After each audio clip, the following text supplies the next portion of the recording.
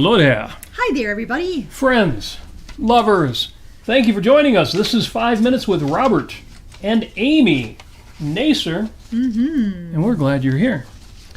It is Sunday, July 16th. Can't believe we've made it to Sunday, July the 16th. And, excuse me, thought I had my notes in front of me, but I don't. But here it is. Everything you're going to hear today. Oh, there's a spoiler for you. Thank you for joining us. Taking a look at the chat here, I see Equal to Reality Jim Ashley, the author-writer Jim Ashley, Yay. and Unsigned 32-Bit Individualist. I don't know, sounds like an insider computer reference to me. I think his real name is Mr. Halloween. Well, you would say that, wouldn't you? Yeah. Yes. And hey, Halloween is coming up. In fact, Halloween in 107 days. There we jumped forward a little bit, didn't we? Yes. Today, Sunday, July 16th, 2023 is the 197th day of this, your best year yet. If it's not already your best year yet, you have 168 days left. 168 days to make it so. 162 days until Christmas. As I said, 107 days until Halloween. That goes out to those of you who are talking candy corn ice cream. We'll get to that in a minute. Delicious. But first, on this date, looking in history, I've just got one big on this date, and that is, this is the first day, this is the day the Ford Motor Company received its first order. July 15th, 1903. So that was less than 100 years ago, right? Oh, wait. We're in the 21st century. So yes, 120 years ago on this date, the newly formed Ford Motor Company takes its first order from Chicago dentist, Ernst Fenning.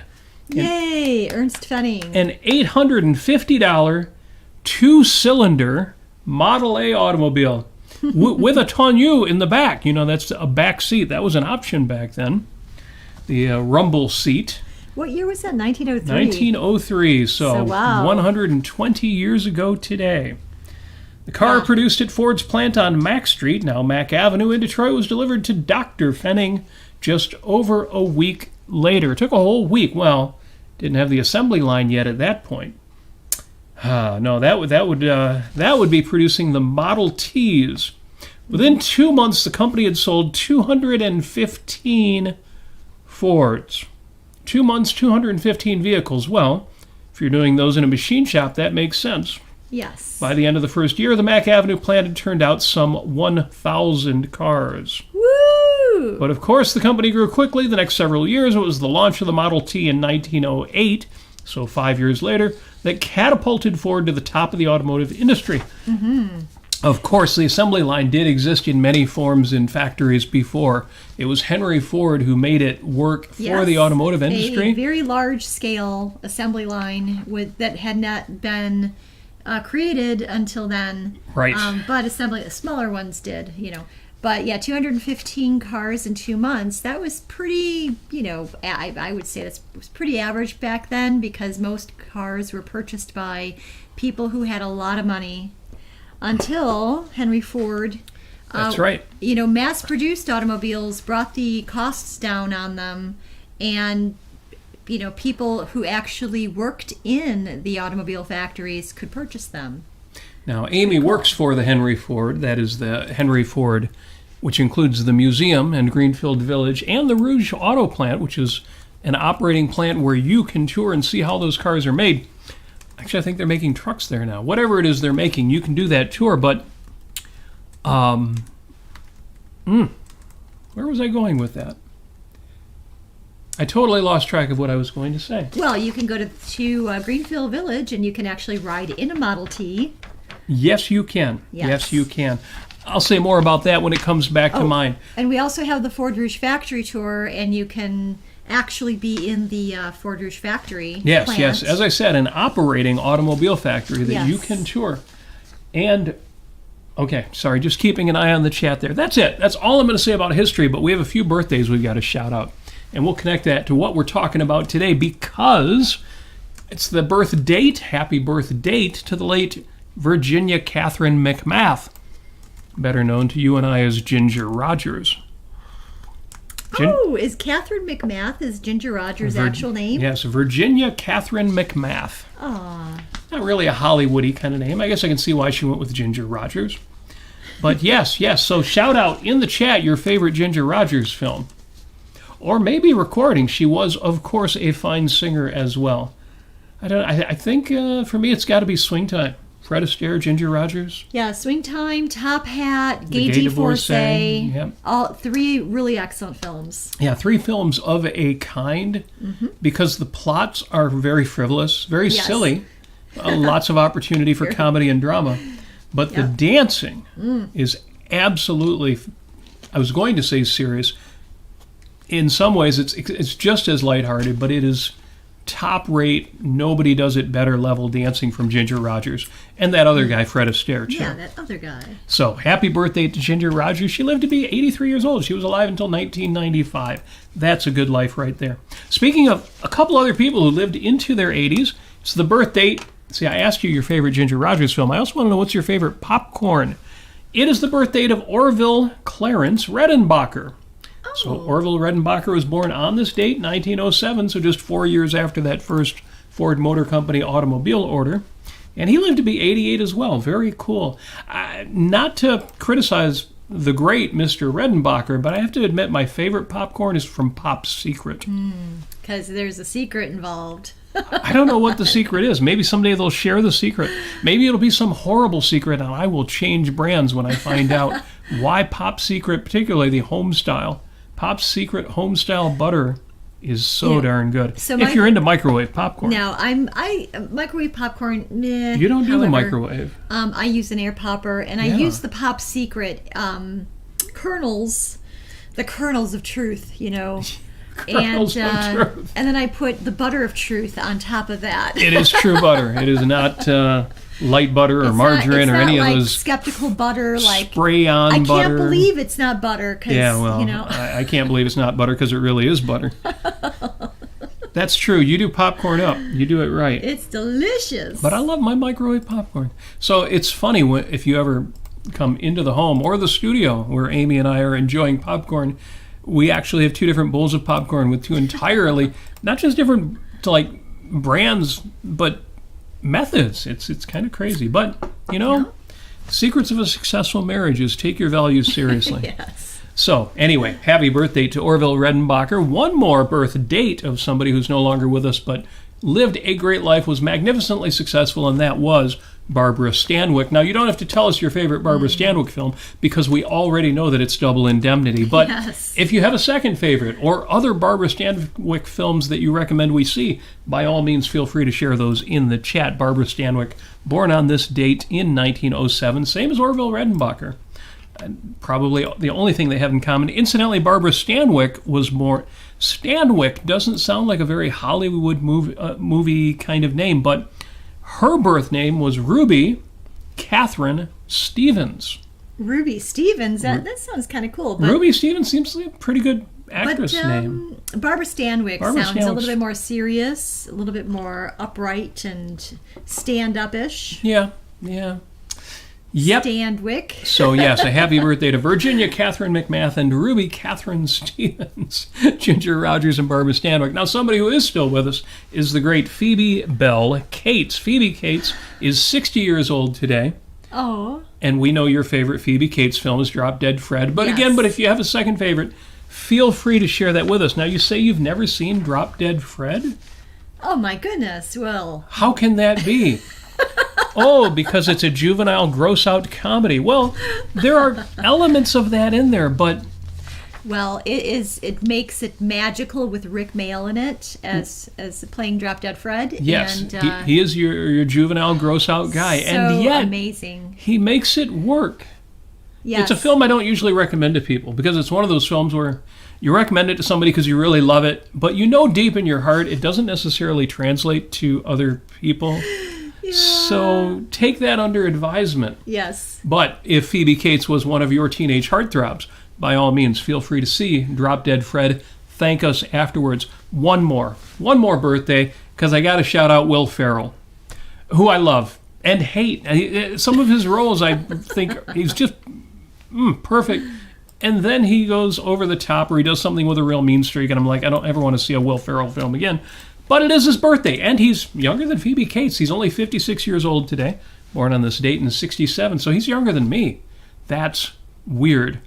But I will always forgive Will Ferrell for all of his missteps just because of the film Zoolander. And it was years before seeing that film the first time before I even realized that was Will Ferrell.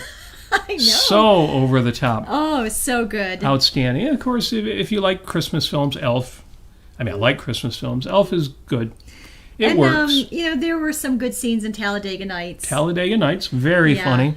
I mean, it was a little uneven. A little cringe. Yeah, Zoolander, though, was so consistently good. It's, in our opinion. Yes. Yeah. Although most of the good takeaway lines, of course, were not from Mugatu, but from Zoolander himself. Whereas Talladega Nights, I could make a Post-it note of the week out of, if you're not first, you're last. Which is a great line because, of course, it's not true. So in fact, I'll give you another takeaway line that is not true, but is very valuable because it's not true. At the end of the show, there's a reason for you to stick around. It's also Happy Lake Superior Day. I would swear we celebrated Lake Superior before, so maybe we've had a show that just happened to be on July 16th sometime over the last few years. But it is Lake Superior Day. Big, massive, freshwater lake. It's sitting as the hat on top of the Upper Peninsula of Michigan. If you're anywhere near there, whether you're in Canada or in the UP or in Minnesota, wherever you get you close to Lake Superior, you got to jump in.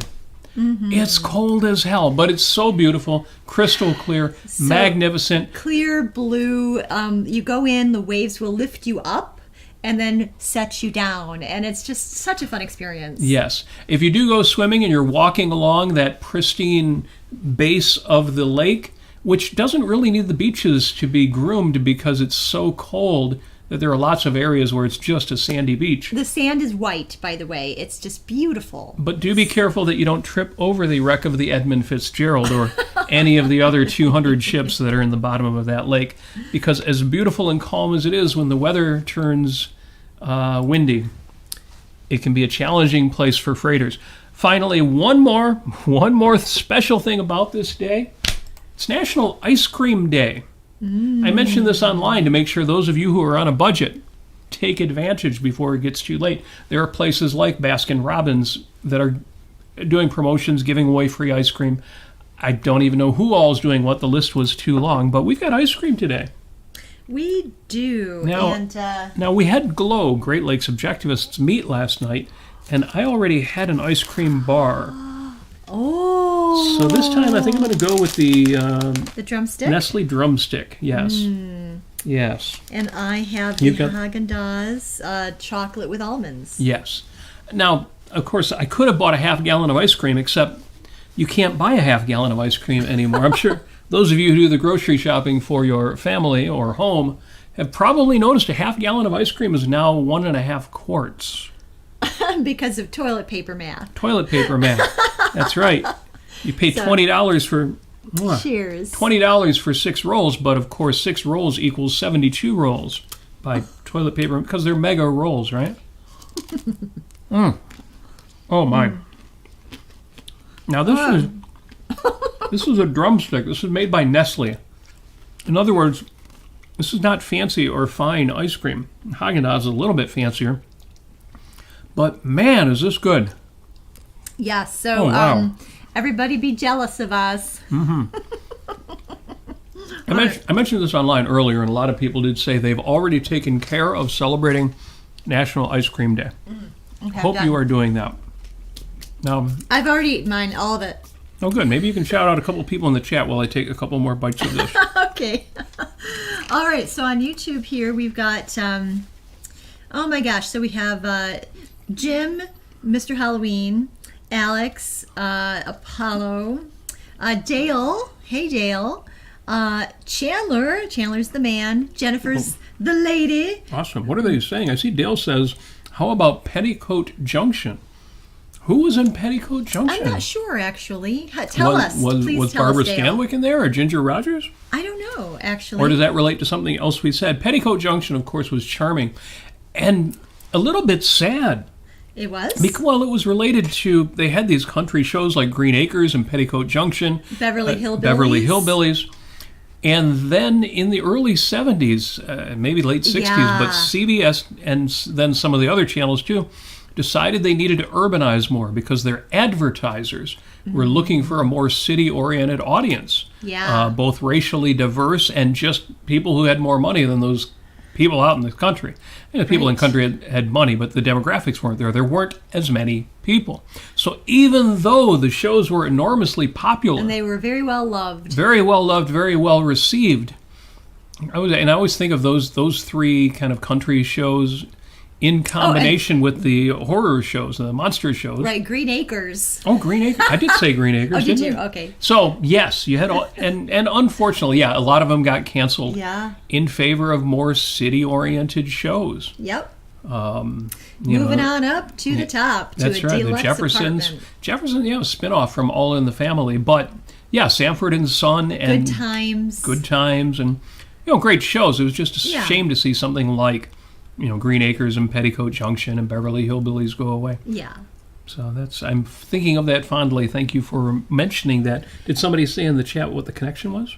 Oh, let's see here. Barbara Stanwyck was Kate on Petticoat Junction in the series. Oh my gosh. What? How did I not know that? We're going to have to look into this. Thank you, Dale. All right. Very cool. Oh my goodness. Yes. Let's see. We've got... Jeff. Jeff's in the chat. Good. He says, I've only seen Roustabout with Elvis. Fun. Yep. And, man, I can't remember how long it's been since I've actually watched an Elvis film. There's something to add to our list. Oh, and shout out to Wes, our kindred spirit for Deep Space Nine. That's awesome. We should have found a Deep Space Nine connection if we knew he'd be in the chat today.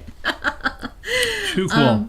Yeah, and Chandler says it's pretty funny how Will Ferrell lives his entire life by that code. I guess if you're not first, you're last. You're not first, you're last. And at the end, his dad doesn't even remember saying it. His dad's like, oh right, kind of a spoiler, but his dad's like, "We talking about that stupid? That doesn't even make sense." Oh my God. That's what you always told me. That was in Talladega Good Nights. Yeah. Yes. Again, it's a very uneven film, but it has payoff moments. And Sacha Baron Cohen is in it as well, which is kind of crazy. That is kind of crazy. Oh my, you're going to eat that whole ice cream, aren't you? All right, I'm making a mess here. You can give me that plate and I will retire this. Sure. Okay, and... thank you. Yes. All right. Fast Times at Ridgemont High, I guess, is connected. And... Wes says, don't drip any ice cream on your clothes. That's right. Can't have that. We have modern laundry facilities available to us. We'll just tell the maid to clean up the mess that I've made. But actually, I didn't. Very, very neat. Yes. Yeah, and we've got Alex equal to reality. Yeah, Jennifer mentioned she had cake but not ice cream last night. Yes. Because, yes, we not only had ice cream at Great Lakes Objectives. Thank you, Jennifer, for being here. But cake, because we were celebrating Steve's birthday. Yes, we celebrated a birthday of Mr. Steve. And, he's 15. He just turned 15, which I don't... Or something like that. Something, or maybe it's the other way around. But, so Equal to Reality says he went swimming in Lake Ontario. It was weird. I expected it to be salty. Nope. The Great Lakes are all freshwater lakes. That is true. Yeah. And, yep. Let's see Dynamite! Here. Dynamite. Yes, thank you for that, Jennifer. Dale mentions that, Barbara Stanwyck died during the series. It did continue without her. Wow. Yes, well, she lived a good long life, but it's kind of exciting that she was doing a regular television series and doing it well right up to the end. And very Chris, sweet. And Chris on Facebook, he says that Robert and Amy are so hot right now. So hot right now. So Hansel. Zoolander has so many great lines, and yes, that is a great one from Mugatu too. I guess he does have some great lines in there. Obey my dog. You're right. He has as many good lines as anybody else in the film. I love it. And then Jim says, he hasn't seen all of Stanwyck's movies, but his favorite of hers is Double Indemnity. And Strange Love of Martha Ivers, which is on my list to see, but I haven't seen it yet. We haven't seen it yet. We got to see that. And regarding Ginger Rogers, he's only seen 3 of her movies, but favorite of his is Top Hat. Well, that's a good a good film to be your favorite. A wonderful thing. Excellent. Again, a lot of those Ginger Rogers films, especially her films with Fred Astaire, the plots were silly, sometimes a little contrived, sometimes fairly clever, but really it's the dancing that makes the dancing and the music. And you often get them singing as well as dancing. Chris on Facebook says, finish that ice cream. There's starving people in the chat. Damn right. Yes, well, and now you've got to go without coffee. I ate it all. Delicious. Yeah. Well, we ate as much as we're going to, so that means we ate it all. Yes. Absolutely right. Well, that's all I've got for there. All the intro that I've got. Real quick, under Shameless Self-Promotion, the two shows that I'm going to put under Shameless Self-Promotion are, one, I did a show with James Valiant. We did a show called Is Moral Redemption Possible? Yes. An edition of our Keeping It Real series, discussing Leonard Peikoff's answers in his book, Keeping It Real, to podcast questions he was asked. I thought that was good. The title seems heavy. It seems like, oh man, is moral redemption possible? Or are we all condemned to guilt and sadness? Or living eternity in a lake of fire? No, it was nothing like that. Trust me, it was nothing like that. So if you haven't seen that show, the link is in the show notes. The description on YouTube or the notes on Facebook. In both places, you can check that out. And then I also did a show, no, not Life on Earth, although we'll get to that. But I did the Daily Objective, and it was Thursday, so it was the Thursday Collective, and we did an episode called Are We Ready for More Autonomy? Mm-hmm. I don't know, are you ready for more autonomy? I am so ready. Are you ready? I want a robot housekeeper. Can you accept a certain amount of risk tolerance if it means everybody gets the hell out of your way? Yeah, sure. Absolutely. So we've got autonomous robo-taxis in San Francisco. Yes. And, you know, they've had a couple of accidents, a couple of little issues, and some people are really, really against them. Turns out the big group that's against them is against them for environmental reasons. Oh, well. Did you know that when you drive your car down the street, little bits of rubber come off the tires and can get in the atmosphere? That's terrible. Well, we all know, you know, you drive your car for 70,000 miles, you got to replace the tires. We need to go back to horses so that we can smell their poop. Yeah, horses don't emit anything that is a problem, do they? It's all natural. So, we did a show on that. I had a few things to say about that, but so did my co-host. And then we get to the third show that I did. And the third show that I did was episode 100. Man, that's so crazy. Episode 100 of Life on Earth with Robert and Amy Nasir. Well, it's just Robert. Well, yeah, I'm teasing that a bit because you're right. It is now so sad. Life on Earth with Robert Nasir, but for the first 60 of those 100 episodes. Yeah. So more than half of them. Wow, I was on it. You were on it. You were all over it. You were what made it worth watching. Time. Yes. If you were available to me, I could be doing better work. Tell everybody in the chat, everybody. Amy should totally quit her day job. Join me. I don't know if we can actually do a show from living in the streets. We'll but need some sponsors. Some yeah, money, that's right. Some money. Go to robertnasir.com. You'll find links to PayPal and Patreon. And you can save Amy from having to work for a living. I would love that. I mean, her work for a living would be just podcasting. Doing the shows. That's That'd be right. Great. You know, I do have plans for podcasting when I can clear up my schedule at some point in my life. I want to do a cooking show podcast, and you know, I won't go into all the details. I'll keep you hanging, but it would be really, really fun and great, and kind of funny too. And it would be edited, you know, so it wouldn't be live streamed. I would actually edit it, and it'd be fun, and I would have 1 million subscribers, or 2 or 3 million actually, and that would be great. You could be like Julia Child. You could be more like mature. That. You could be Julia Adult. Yes. Bum. Okay. Yes. So when I did the show on the 100 episodes of Life on Earth, 60 of which included Amy as my co-host, I actually decided it would be fun to distill it down to 12 rules for life on Earth. Why not? It's been done before. Should be done again. Should be done in that uniquely Nasir-y way. Nasir-y way. So that's going to be a new word in the future. Nasir-y? Nasir-y. The Nasir way. like the Lasso way from Ted Lasso. That's right. But a little more rational. I don't know if that's the right word. Excuse me. There are a few things on the show Ted Lasso that don't really work in reality, but they're super charming. Yes. Actually, we tend to do things that are super charming, whether they work or not, too. So, but a little different. We self-correct, though. That's our difference here. True that. True that. And we have rules. Some of these rules have been Post-it notes for the week before. Some of them have been whole show topics before. I'm going to list them, just the 12 real quick. And it's, I'm going look to at this. respond to them. It's all on one sheet in super big letters, so it'll only take like 20 seconds to read 12 rules. But we're going to go through them one by one. But I want to hear what Amy has to say about them, and I want to hear what you have to say in the chat about them. These are my 12 rules for life as presented in the world-famous, acclaimed podcast series, Life on Earth, with Robert and previously Amy Nasir. So, Here we go. Rule number 1. Rule number 1 is, yes, you are the center of the universe. That's correct. I am. Thank you very much. Very good. But let's just talk about this for a second. Yes. This is something that is not only kind of idealized in a way, but it's true. It's actually real and true, and we should all strive to make that kind of perspective, not just existentially real, but psychologically real. That you feel that every day, that this is your day, this is your life, and this is something that I feel most on my birthday. Yes. I usually take the day off. I usually take myself out on a date and, go to a park or whatever it is I do, and it's for me. And everything, I just notice things around me, and I'm like, this is my life.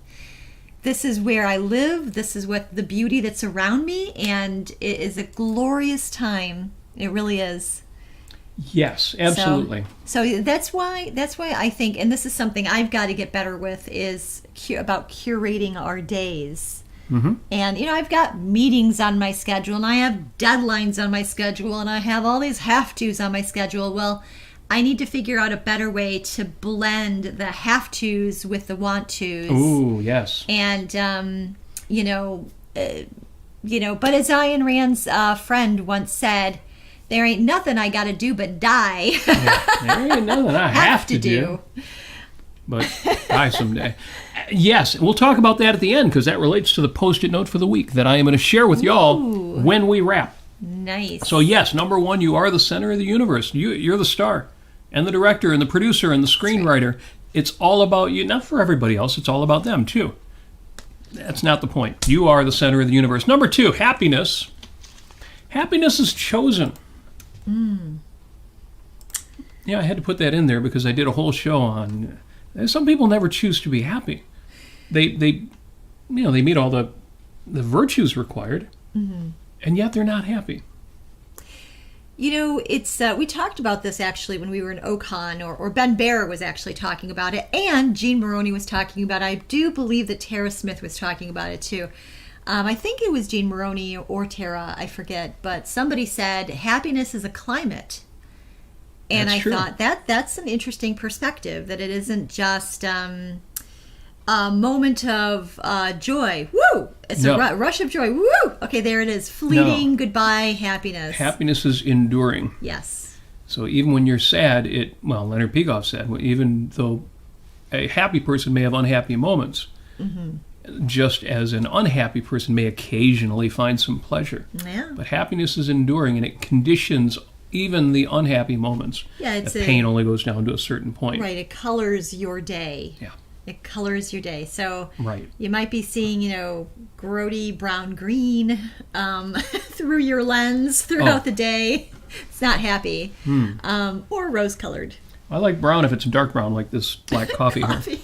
It's the coffee-colored lens. Yes.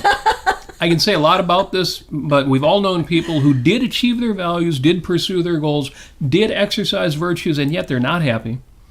And we've all known people, say, who are really young, who are just starting out, who have the potential to achieve all their values, but really are at the beginning of their road, and they're already happy. They're already joyful. There are reasons for that. I've talked about it on this show. You've talked about it with me, and we've talked about it on the Thursday show. Happiness is chosen. Mm-hmm. If that sounds crazy, trust me, I've backed it up. Links in the show notes. Number 3. Well, actually, before you go on, yes. So I mean, in terms of the choice to be happy, mm-hmm. it's, you choose to focus. You choose to focus on what is good around you, obviously, and then you start from there. And obviously, you go delve into it even further and ask yourself, what are your long-term goals and long-term values, and how is that going to bring you happiness? Is this something that's conducive with your own personal values? Things you like. Don't disregard the things you like. Right. Cherish them as not some sort of arbitrary thing, but take them very seriously. Yes. Yeah. Well, none of this is to contradict the base fact that happiness is that state of consciousness that proceeds from the achievement of your values. Yes. That's got to happen or you're not going to be happy. That's right. You have to exercise virtue or you're not going to be happy. You have to achieve your values or you're not going to be happy. My whole point in saying that happiness is chosen is that choice is a prerequisite to all of that. Yes, yes. Some people never make that choice, and no matter how virtuous they are, they never actually achieve happiness. I've known that too many times. Okay, real quick. Let's do the next one real quick. Number 3, the formulas for success. If you want to succeed, the formulas for success are all around us. In other words, success, financial success, romantic success, these are problems that have already been solved. So just be willing to go out, find some resources, and then apply that wisdom. Resource, that's exactly the word that I was thinking of, that we do have the resources around us to figure it out. Right. It's going to take some effort and take some work to figure out what those formulas are, what those resources are, to organize them in such a way, fit them into your daily planner, and make it happen. Yes. Yeah. Number 4, I'll go real quick because we're going to talk about it again at the end, but we've also said it many times. Everything is finite. So there's no time, there's no energy, there's no resources to waste. So get busy. You don't need a perfect plan or maximum resolve and ambition to get started. Just start. You can start with the B- attitude. Yeah. Yeah. B-. B-. Good enough to be graded as still good. Or as I say, start with half-assing it. Half-ass it. Yeah, B- comes from Brooke Castillo's podcast, which Gene Maroney has quoted, but half-ass it. I think that's pure Amy Nasir. You can show up and you can just bring half of your derriere. That's all you need. Just half of it. That sounds really creepy or sad. But yes, everything is finite, so get to it. Number 5. Not all analogies are perfect. Well, yeah. Analogies are like Catholic girls. Oh no, what's you're going to say? What? Oh, I thought you already knew that. Analogies are like Catholic girls. They don't go all the way. Number 5, most of our limitations are self-imposed. The vast majority of our limitations, every time you say, oh, I can't do that, or, oh, that's not me, that's not my kind of thing, or I don't have the temperament for that, or I'm just not able to do that, even though other people are, not all of them, but the vast majority of our limitations are self-imposed. You can always stretch another half inch. You can always raise your hand a little bit higher, and you can always push yourself. Maybe you shouldn't. Sometimes you shouldn't.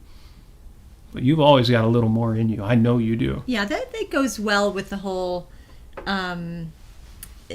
don't limit yourself. And this is what I've been telling myself, especially this year, which has been working quite well, actually, is I can start a project and I don't have to impose limitations on myself because I don't feel like I have it all done and perfectly planned already before I actually start taking action. You can start taking action without a perfect strategy, without a perfect plan, and you just need to trust what you already have and all the skills, all the knowledge, all of the ability to edit on the fly that you already have. You've already earned that knowledge and those skills. So use them.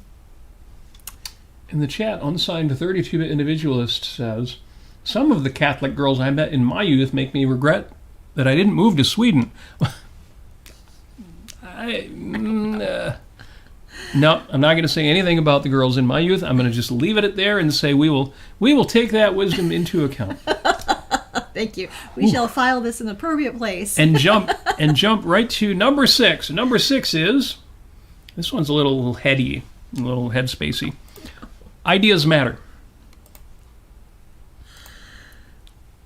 I'm not going to justify that one. I'm just going to say ideas matter.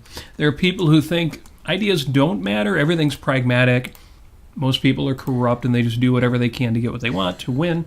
Politicians are always lying to you. They don't mean anything they say. Most people are all sorts of pessimistic perspectives come from the idea that, well, ideas don't actually matter. I've done whole shows on it. We'll do whole shows on it again, I'm sure. But I'll say yes. I mean, ideas are... they comprise you. That's who you are. That's a big part of your whole being. And because you're a conceptual entity, you are conceptual and volitional, and that is how your consciousness works, and your whole entire body is structured in a way that there is this wonderful integrative feedback between your mind and body, and and your ideas are you. And so know yourself. And even the people who think ideas don't matter, they end up playing out in their lives, and they're even more helplessly victims of ideas. Look at, just read Ayn Rand's Philosophy, Who Needs It, to get an idea how that plays out. So number 6, ideas matter. Before we go on to the next one, Jim on Facebook, he went there with regard to the half-assed philosophy. Cunegonde and Candide half-assed it, but that's a different story. I'm just going to leave that there. He went there. Okay. So for anybody who doesn't know, hasn't read Candide by Voltaire, there's a little bit of an Easter egg in there for you, as it were. Okay. Yes, a cracked open Easter egg. Number 7, you. Now this time I mean you. I mean everybody in the chat. I could start reading off your names. I mean me, I mean Amy. You are not alone. All right. Good. And what does this mean? It means there are kindred spirits out there that you have never met, but they are out there. And in this modern world, we have ways to find one another. And you deserve this. So listen to our episodes on benevolence, or on kindred spirits, or unconditional love. You know, this is something that I'm going to be putting in practice pretty soon. Well, you've always been pretty good at it, but I know you're always looking to amp it up. I'm always looking to amp it up because it's so important to have friends. Yeah. And as a matter of fact, we're going to be talking about friendship on a future episode pretty soon, hopefully. But, you know, the whole idea of, you know, like going to, say you went to a conference and you met a lot of nice people and you bolstered your friendships and your relationships, and you saw that there were values that you could share, and that really that had that real wonderfully satisfying air. We should keep in touch. We should keep in touch. We should be talking to each other. Yeah, and it's like, what does Aristotle say about friendship? That friends are a mirror to your soul or something like that? Yeah, so second self. Yeah, second self. And you feel that. You have lunch with people, you see people, you feel that. Why not carry that over from a conference? By golly. You know, you can talk to people on the phone, talk to people on Zoom, and that is one of my plans to do, is I'm going to follow up with those lucky people we had lunch with, and see how y'all doing. It's going to be great. And yeah, I remember you did a lot of that during COVID. We had a lot of Zoom calls going. We had our art-related calls and exercise-related calls, and some of those have fallen off. So you're right. It's time to get back into it. Yeah. Because you are not alone. That's right. And if anyone out there would like to say hello to me on Zoom or however, you just message me, and we'll see what we can do. Excellent. The number 8 rule, 5 plus 8. It's a two-parter. Reason is your ally. Nope, I read that wrong. Reality is your ally. Reality is your ally. Reality's on your side.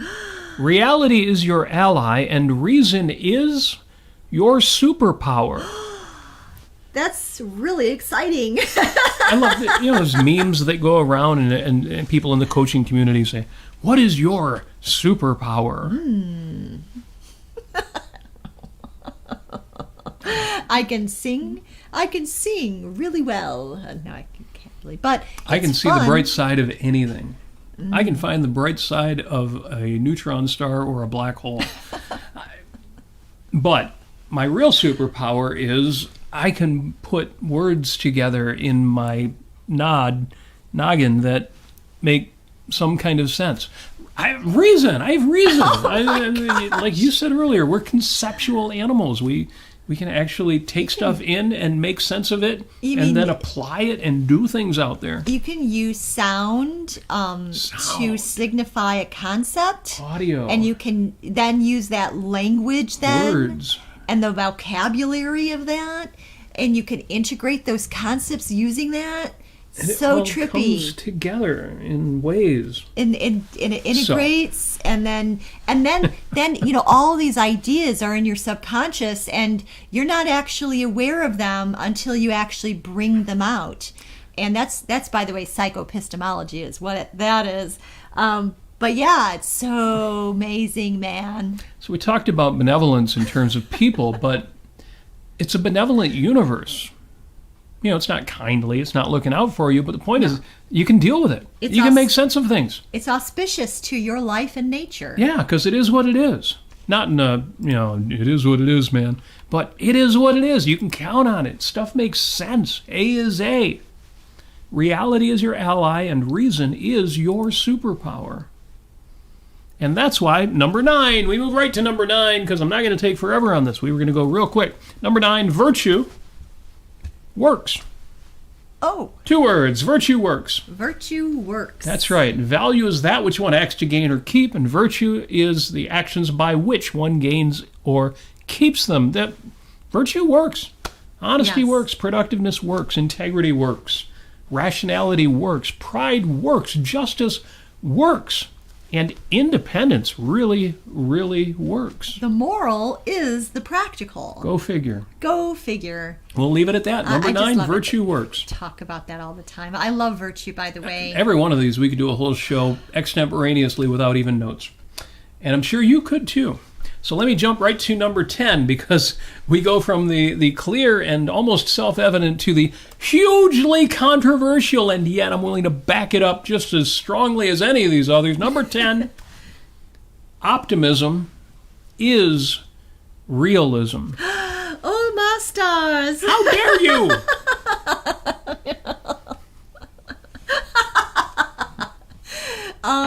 Yeah, so, there are some people who have different definitions of what optimism is. Right. How would you define optimism, sir? Optimism is the belief that the universe is benevolent and therefore virtues work. And the way that I apply that is, for those of you who are Ayn Rand fans, you'll recognize the expression, we never had to take any of it seriously, did we? Mm-hmm. No, we never had to. Yeah, you're right. Because evil is not efficacious. Its only power is secondhand. It can destroy us, but it can't create anything. Mm-hmm. And that puts us, not them, in the driver's seat.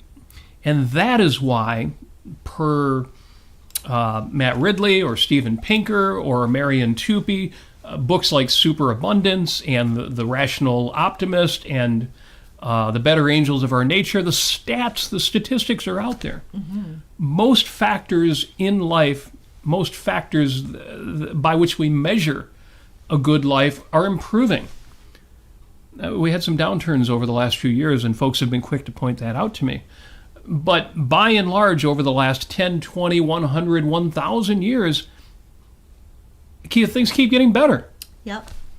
It's the craziest thing. Especially if you're living in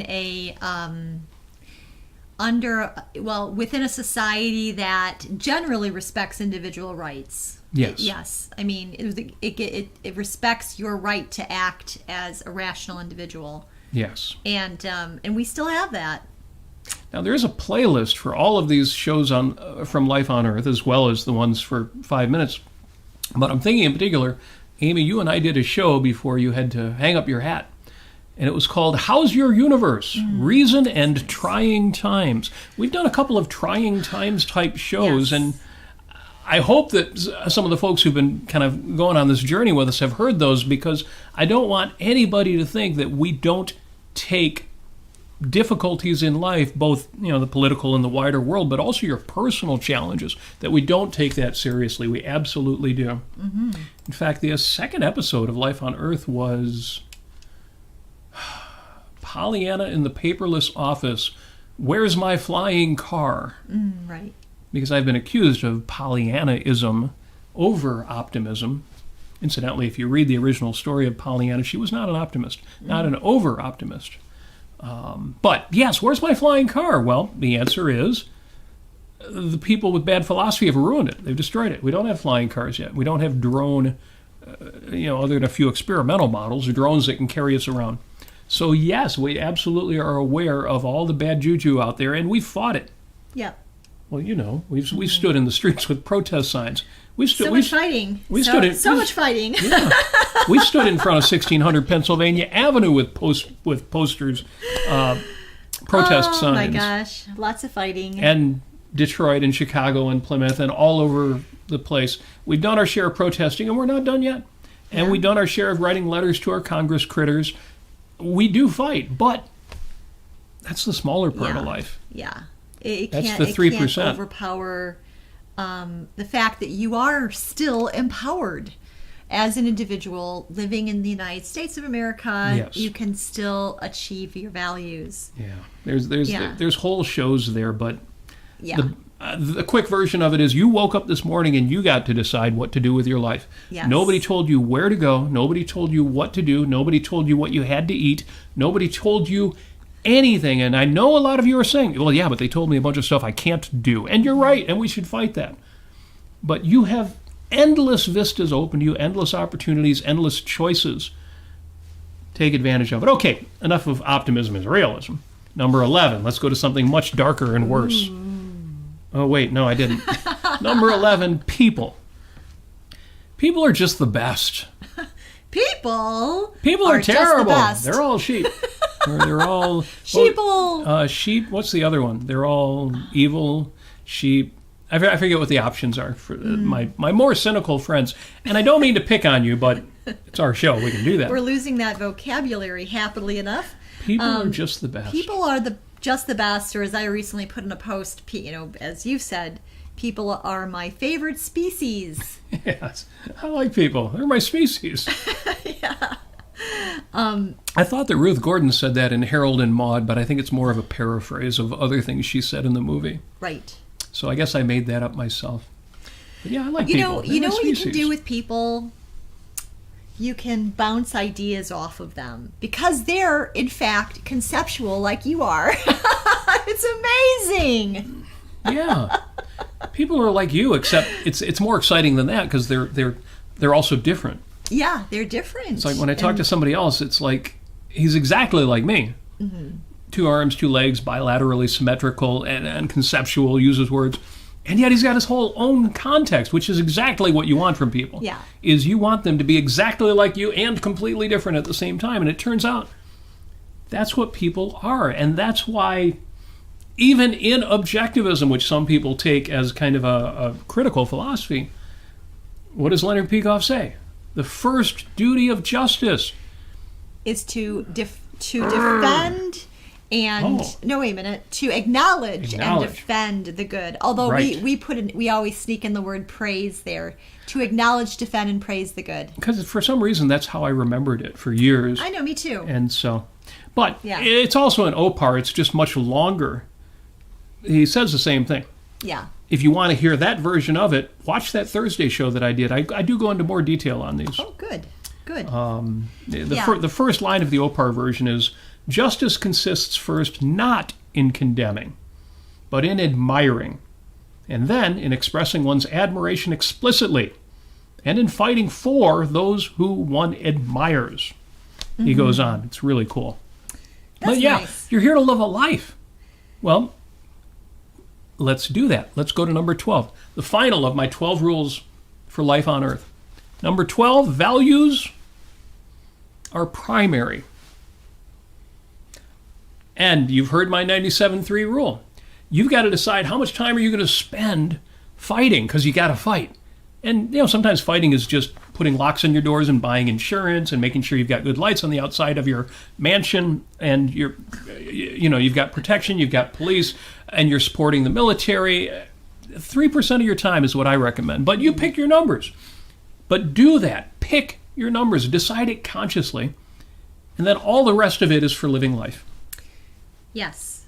Values are primary, and this is something that it goes back to one of the I was just talking about. Happiness is chosen, and of course you need to know what your values are. You need to take them seriously. They're not some sort of arbitrary thing floating in your mind. You need to make them real. You need to make them concrete. Yes. And that's where you're going to find the happiness. The great Linda Cordair of Quint Cordair Fine Art made this point during COVID, when they made everybody shut down. And you think, well, they shut down for a week or two because real bad stuff was going around. No, after 2 weeks, they still didn't let anybody open up. And months are going by and they're not letting anybody open up. And we all got a handle on it, and people are wearing masks and taking precautions, and they're developing vaccines. We know that's going to happen. And Quint Cordair Fine Art at one point just said, we've had it. We're opening back up, even if they won't let us. Mm-hmm. That was pretty courageous of them. I love that. Yes. And they made the point at the time that living is more than just not dying. Mm-hmm. And that's because values are primary. You are here to live a life. Yes. And not to just not die. And not to just fight evil, but actually to enjoy the good. Right. Kind of summarizing number 9, 11, and some 12 too. Mm-hmm. The virtues work, and people are just the best, especially, yes. And values are primary. Yep. There's a formulation that I've been working on for some time, just in my head, is that in order to make, in other words, so for instance, if you have a problem with people are just the best, sometimes you think, people are not just the best, and the ones that I am around, that I happen to be around, whether that's at work or a cashier or wherever you go, waitress, waiter, however, people that you meet in your whatever club that is a hobby of yours, and you find that they're not the best. Maybe you need to consider going elsewhere to find better people. Yes. Because they're out there. And the one thing I absolutely love is to find the best people. Yeah. Like really good people, not the best. I mean, you can't say, I grade you on a scale of, you've got a C+, you're a C+, good person. No, it's more that you go out there in your certain context, in your location, with the activities that you love and the values that you want to share with others, find the best in people around you. And I can't stress that enough, because that's one of the things that I've learned to enjoy a lot in life, just a tremendous amount in life. I have friends of all types with different hobbies that I have, and it works out great. And there's one thing, my formulation I was just talking about is when you want to spread the right ideas. Ideas matter. You want to find the better people, and you want to be around like-minded people. What you can do is you can give people who do not know anything about Ayn Rand or her system of virtues, or the fact that values are primary, or the idea that the first duty of justice is to acknowledge and defend the good. Concepts like this. Give people those gifts of wisdom. Give people, not just be the best you can be and be the most optimistic, be the most positive, value-oriented person. Because, by the way, people are going to notice this. Strangely enough, they still do notice this, and they still really do appreciate it. People do generally want to be happy, and they want a good life, and they want to figure things out. Give them the gift of the knowledge of those virtues. So if you find somebody doing something good, if you find competence out there, let people know what you like about them in terms of the virtues. I see that you did something honest. You turned in something that somebody lost. Tell them, I really appreciate your honesty, and I see that makes you not just respectable in my eyes, but it makes you respectable in your own eyes.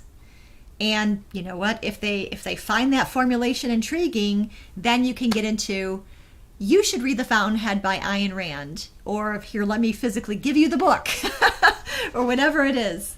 But spread that kind of joy and happiness around you. Spread it out. Give it to people as gifts. And I tell you, you will not be unhappy with that. And I think that your relationship with other people it's going to be a lot better. So spread the virtues. Praise people in terms of objectivist virtues. That's the formulation. Excellent. So let me jump right to, well, where do we go from here? What do we do with all that? I'm going to go to my Post-it note for the week and my homework for the week. Because my Post-it note for the week, I was originally going to write action, not words, which is a nice punk rock slogan, but you need a certain number of words. You need to do a certain amount of thinking, and you need to do a certain amount of planning if you're going to take action. But I do notice I spend more time on words than action than I should. And at some point, you've got to decide, I'm ready. I am ready to take action. I could spend more time planning, but it's getting to the point where that's not rational because I'm not taking action. So I made myself a Post-it note that says, 2 words, then action. Now, of course, the humorous element there is 2 is probably not the right number. It might take 10. It might take 100 words. It might take a list of a dozen items, whatever it is. But some finite number of words and then action. Yes. This is the Post-it note I'm putting up for myself this week, where I will see it all week, to remind myself to take more action, spend a little less time planning. Plan enough. Plan the right amount. Plan the right size. You could do B- planning. You can even do A+ planning, but half-assed planning. But don't do any more than the right amount of planning. Right size your planning. At least for me. This is my Post-it note for the week. It's funny. 2 words or 100 words, but then action. I don't know if you intentionally wrote it this way, but there is that Christian reference, the marketing on billboards. It says, oh, it was absolutely chosen words. Because of that's why I chose 2. There was this. I told this story before in one of our early episodes. Yes. There was this really disappointing campaign going on, and it was disappointing because I thought it was a super charming idea. And that was, you started seeing little road signs and lawn signs that said 2-word story. Yes. And then go to, 2wordstory.com or something like that.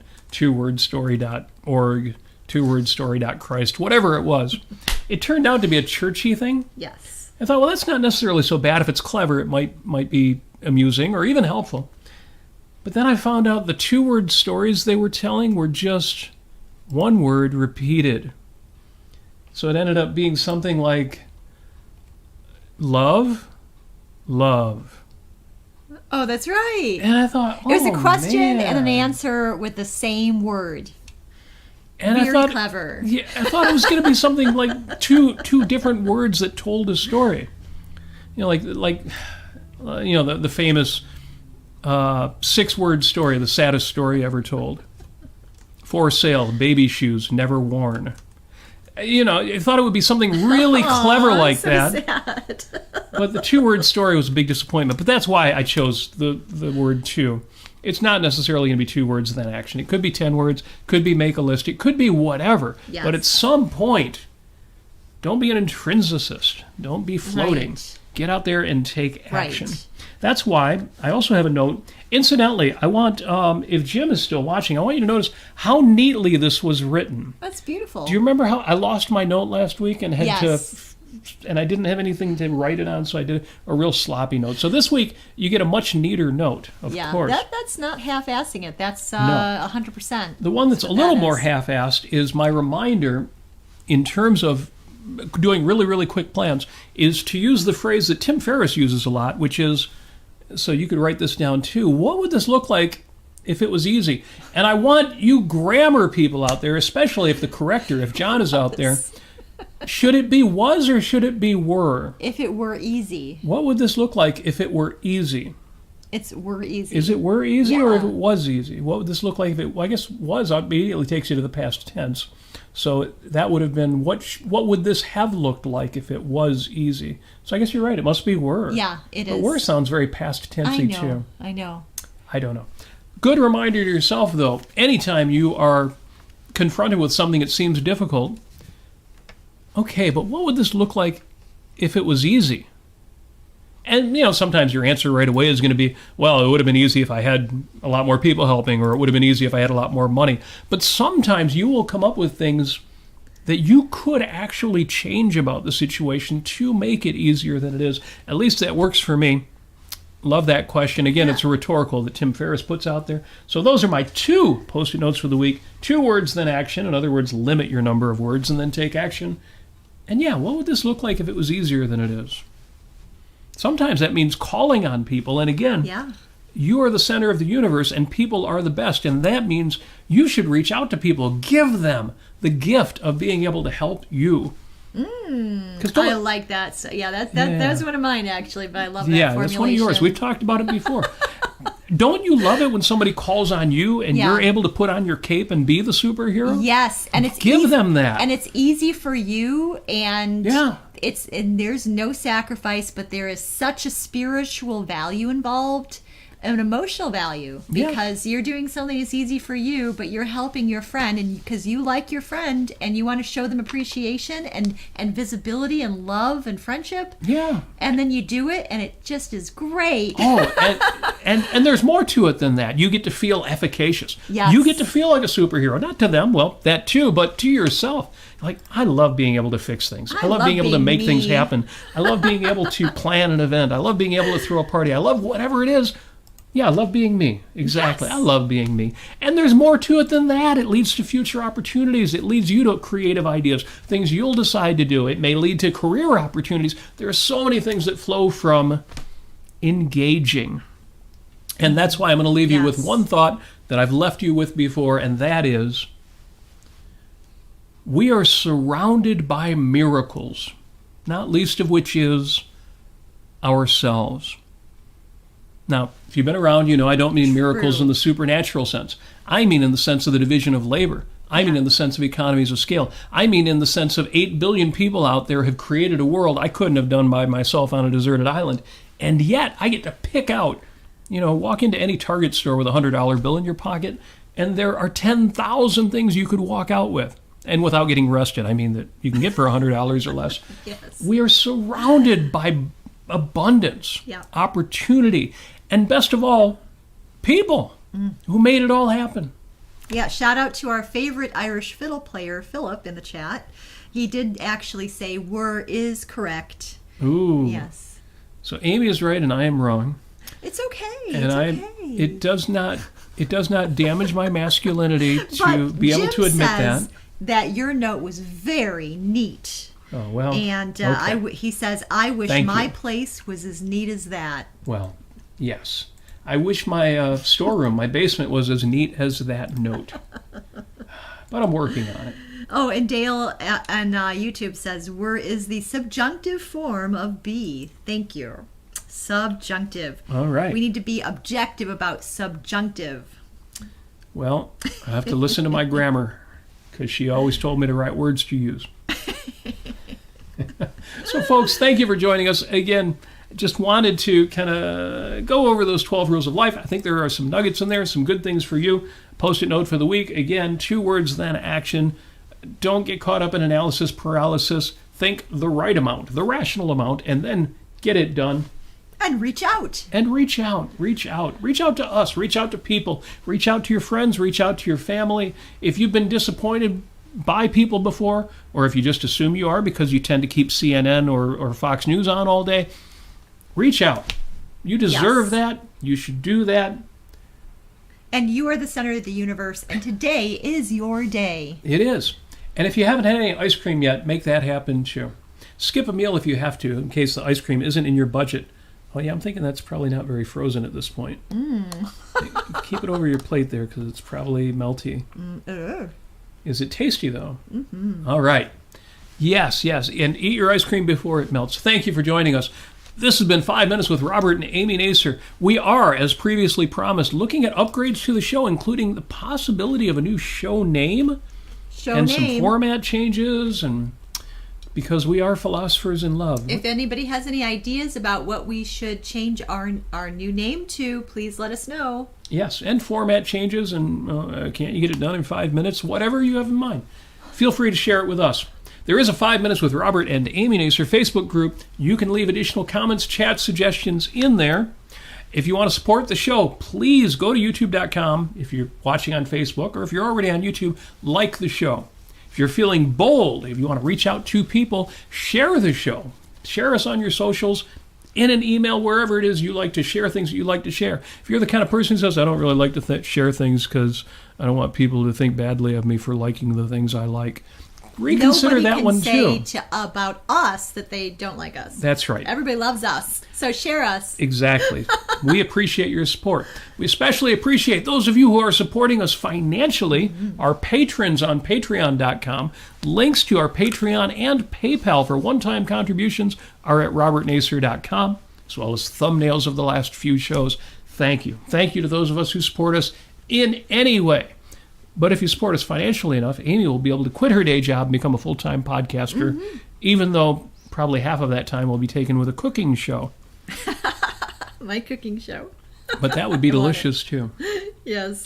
And with that said, because I think we went a little over our 5 minutes, we're going to wrap it up. Thank you for joining us. Thank you for being here. You are the best, the brightest, the most beautiful, and the most intelligent audience in podcasting. Truth. And that is why we wish you every success that you so richly deserve.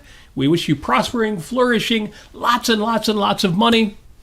And as always, we wish you love. Mwah.